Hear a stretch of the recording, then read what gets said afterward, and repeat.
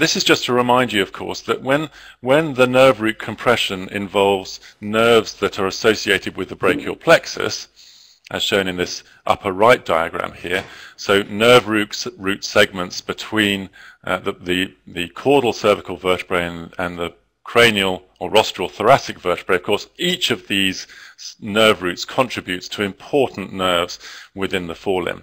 So if you have nerve root compression at any of these sites, potentially you can get other signs. And we'll watch a video in just a moment that illustrates that quite nicely.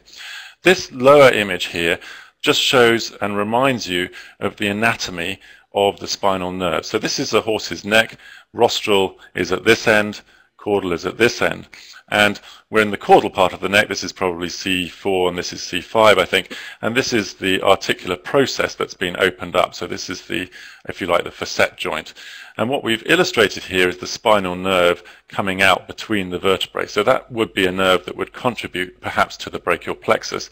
So it's very easy to see how if you have arthritis of this particular joint, particularly on the medial and ventral aspect, it can cause compression of this spinal nerve and therefore certain clinical signs. So let's have a look at this video. This was a horse that I saw about 18 months ago, and it was a horse that had a mild degree of ataxia, but interestingly, and you can see here I'm just hopping this horse on the right thoracic limb, this horse really struggles on the right thoracic limb, whereas when I hop it on from the other side, so it has to weight bear on the left thoracic limb, as you can see now, this horse can manage very well. So what does this suggest to us? Well, it suggests that this horse has paresis of the right thoracic limb. Now, the other interesting thing about this particular case was what happens with its cutaneous trunci reflex, which is also known as the panniculus reflex. So you can see on the left-hand side of this horse a very prominent panniculus reflex. You can see that reflex contraction of the cutaneous trunci muscle. But interestingly, on the right-hand side of this horse, it's completely absent.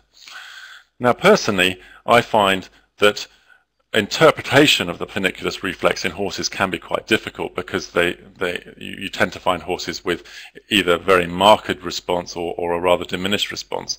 And I don't usually regard either a diminished response or a marked response as anything important.